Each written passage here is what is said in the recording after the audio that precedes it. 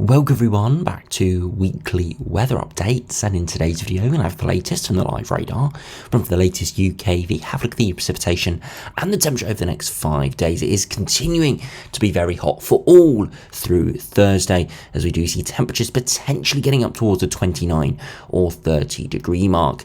It is going to start to cool down though across northern parts, especially Scotland and Northern Ireland, and as we progress into the weekend it is going to be turning much colder for all. Now I don't say colder sparingly, and that is because we're actually going to see the -5 isotherm move in for some. The intensity of that colder air moving through the weekend and start of next week has substantially increased, at least at this time frame. It's a substantial increase in terms of the severity of that air mass, going from probably 0 degree upper air temperatures, what a lot of the runs were showing the past few days, now down to potentially -5 for some eastern areas. So we are going to be going from very warm, if not hot, 30 degrees potentially in a few spots, down to maybe only low teens come Monday afternoon. So a real big drop off, unfortunately, coinciding with the bank holiday weekend. So no, this heat is not lasting for too much longer, so do enjoy it while it is here. The one positive though is that even when the cooler air mass moves in, we're unlikely to see too much in the way of rain. We still will see some thicker cloud drifting in off the North Sea. It's inevitable with a northeasterly this time of year, but hopefully it is going to remain mostly dry.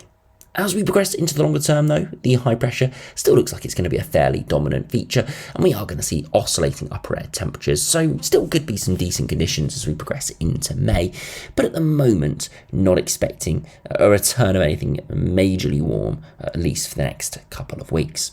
So do remember, if you enjoy my videos, make sure you like and subscribe.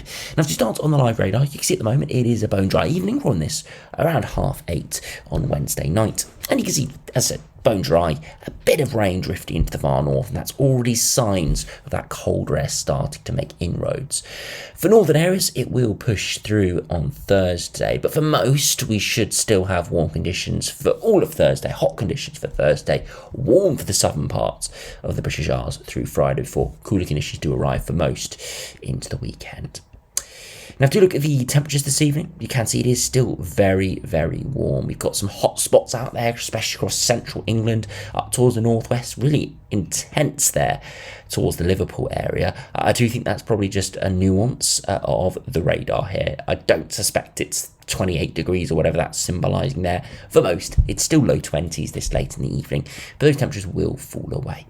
You can see in the far east it is a little bit cooler, some slightly bluer colours mixing in, and then that is just simply due to a bit of a sea breeze. But inland areas, very warm night to come for this time of year.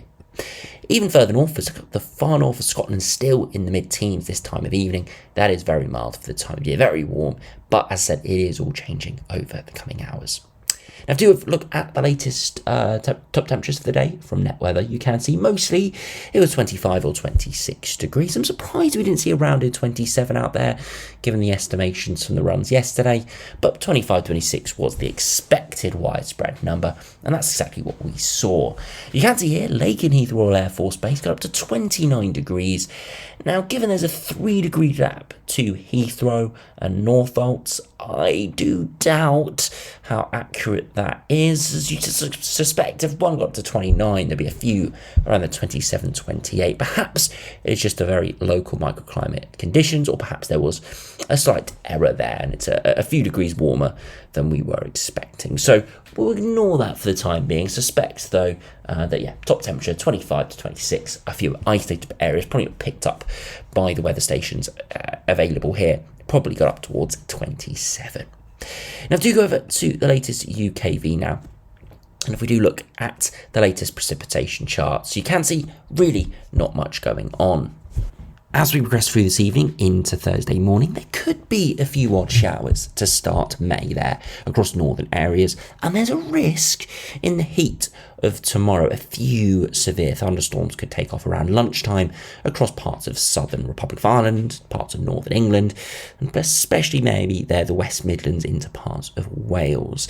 Again, pop-up storms, pulse storms. Not expecting any big multi-celled systems, but definitely the risk of a few pop-up storms, so it could be pretty severe in a few spots. Not expecting a major outbreak at this stage. There was the risk a few days ago. Not expecting a major outbreak, more just pulse storms, but yeah, definitely could catch you off guard tomorrow.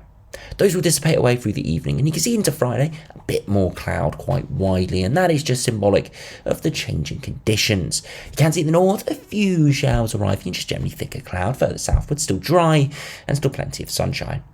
Into Saturday, though, we start to see the cooler conditions properly arrive. A few showers in the north, in the far south, a bit of thicker cloud, probably still a little bit warm here. But the cool conditions are arriving, and look at this into Sunday, even a bit of snow across Scotland as we see this cold air drifting in from the northeast, a classic Arctic air mass. But of course, it's early May, it's not February or January, so we're not going to see anything ridiculously cold, but for the time of year, it is going to be pretty notable.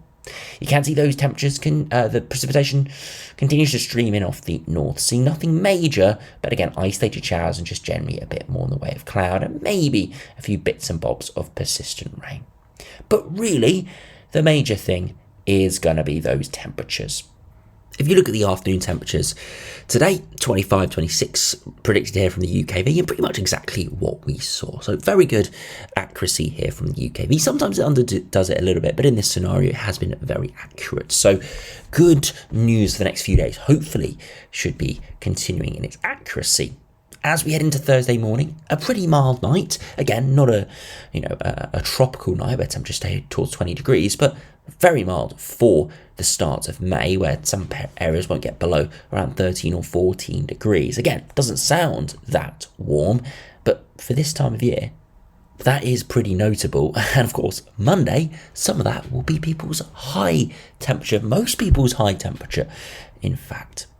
So through Thursday, this is where the big temperatures do arrive. It gets really hot really quickly, and you can see by midday we're looking at 27 to 29, and through the afternoon quite widely 27 to 29 for large swathes of England there, maybe even stretching to parts of Wales, up towards perhaps the northern parts of England, but especially across eastern and southern areas, again closest to the hot air mass. As I said, 27 to 29, but I do suspect, given the widespread nature of these high temperatures, we will see an isolated 30 somewhere in this plume. As we progress beyond that and move towards Friday, you can see that temperatures overnight, once again, very warm, especially in the London area, 17 or 18 degrees. So even though the big heat will have passed by this point, it's not going to be as warm on Friday, still very tropical. Northern areas, though, look at that, low single digits, even an isolated frost across rural parts of Scotland. And into Friday afternoon, you can see from pretty much North England northwards, it is much cooler, back towards average temperatures. But across the far south, still hanging on to those mid-20s. So unfortunately, just as we head into the weekend, the warmth and heat does dissipate away. And you can see that into Saturday. Look at that, afternoon temperatures just about touching 17 to 20 degrees. So still slightly above average, still pleasant, still a bit humid, but nothing remarkable. And then look at Sunday, widespread temperatures into mid-single digits overnight, even a frost there quite widely across Scotland and northern England. And by the afternoon, look at this, struggling around 8 to 16 degrees. And then finally into Monday, look at this, a very cold morning. Many areas down to low single digits, and I wouldn't be surprised to see pretty widespread rural frost there.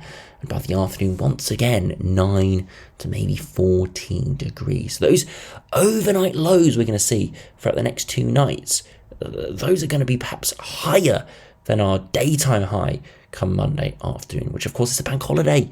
So when you want to get out there and enjoy it, unfortunately, it does look likely that it is going to be very cool, at least compared to what Thursday is going to be. So yes, unfortunately, it is going to be quite a bit poorer as we head into the weekend. Typically, the heat is dissipating away, but as we saw from the precipitation charts, hopefully it still keeps it fairly dry, which I do think, generally speaking, is the most important thing. I'd rather 17 degrees with dry, sunny conditions than 25 with heavy rain.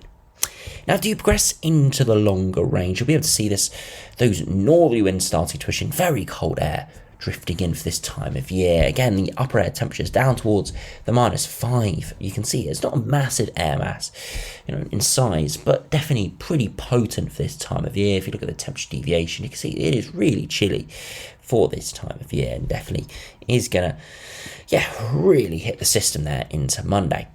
Beyond that, though, the high pressure topples, and we do start to see perhaps slightly more average air masses moving in, but always getting threatened by these lows towards Scandinavia. And it does keep it cooler at times. So although, yes, high pressure is going to be at play, and we're not going to see any massive lows coming in off the Atlantic, still low pressure up towards Scandinavia is going to mean that we could continue to see rain and cloud and generally average or below average temperatures there for the first 10 days or so of May. Now, if you compare to the GEM, you can see at the moment, high pressure still in control, but those northerly winds arriving through the weekend, turning much, much cooler.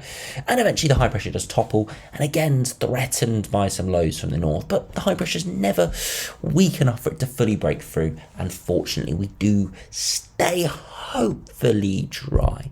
Again, tentative here, as we do see the boundary between the low pressure and high pressure right over the top of us. So it's impossible to say what will win, but at this stage, I would definitely say high pressure is in control, but we could see these small breaks of lower pressure bringing a bit of cloud and a bit of rain.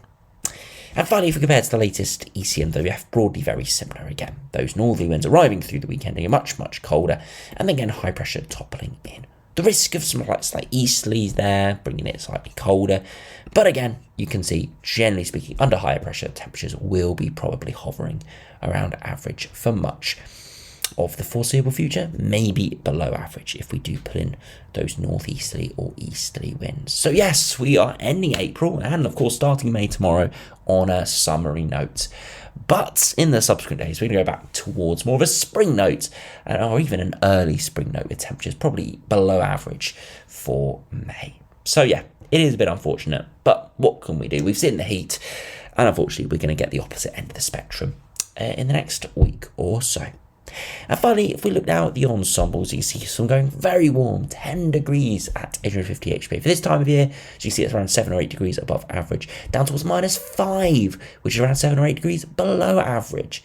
Now, it does recover in the subsequent days pretty quickly. In about 3 or 4 days, we're back towards average, but it always hovers around average or slightly below average. Precipitation isn't zero, it's not high, it's kind of moderate. It's been like this for quite a long time. So showers around, bits and bobs of clouds, maybe some persistent rain, but hopefully nothing too bad. And I think the biggest thing is those drop off in temperatures. You can see up towards the mid to high 20s tomorrow, and then into Monday, Tuesday, look at that, 10, 12 degrees in some spots. Really, really poor in comparison. And then if we look at the ECMWF ensembles, broadly very similar, very warm over the next couple of hours and days, and then very cold into Monday for the time of year, and then slowly recovering back towards average. Precipitation, though, as said, fortunately, is fairly low. It's not zero. There will be some rain around, but we're not going to see, as I said, a barrage of low pressure systems and storms coming in off the Atlantic, which is, it isn't, a typical May pattern, but it does happen. So we are fortunate, at least, not to be seeing that. So make sure you do enjoy the heat over the next day if you are across much of England and Wales, and of course in the south you might get an extra day or two there through Friday. So do enjoy it. Unfortunately, it's not going to stick around for the weekend. But fortunately, it is still looking pretty dry, at least for the next sort of 3 or 4 days. So anyway, thanks for watching. Hope you enjoyed. Subscribe if you're new, and I'll see you again for another video soon.